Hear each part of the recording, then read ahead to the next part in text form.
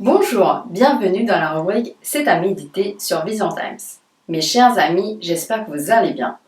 Le Nouvel An chinois est une fête connue dans le monde entier. Elle dure 15 jours et se termine avec la fête des lanternes. Et aujourd'hui, nous allons parler de cette fête.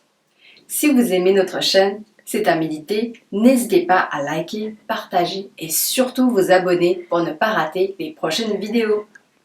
Selon une légende, cette fête permettait à l'origine de célébrer et d'adorer les grands êtres éveillés qui avaient atteint l'illumination.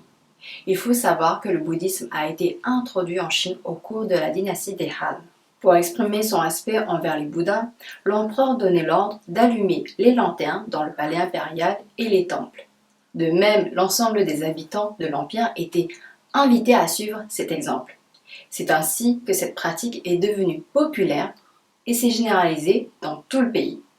Dans la Chine ancienne, les Chinois rendaient hommage à Bouddha lors des fêtes, car ils étaient très croyants, ils essayaient d'être de bonnes personnes et s'interdisant de mener des mauvaises actions, car ils savaient que les divinités les observaient. Avant de lâcher les lanternes dans le ciel, ils écrivaient dessus des vœux, car la croyance était qu'ainsi, ils pouvaient être entendus plus facilement par les Bouddhas. Mais aujourd'hui, est-ce que c'est encore le cas? Bonne question! Dans la Chine d'aujourd'hui, les gens sont de moins en moins croyants, surtout depuis la révolution culturelle. Mais heureusement, certains respectent encore l'essence des fêtes traditionnelles. En tout cas, la fête des lanternes remporte toujours autant de succès.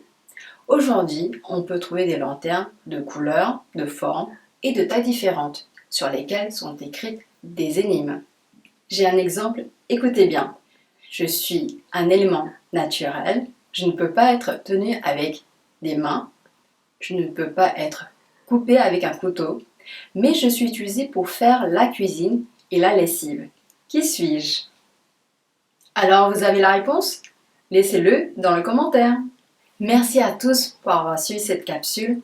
Retrouvez le prochain épisode C'est à méditer sur Vision Times. Bye bye!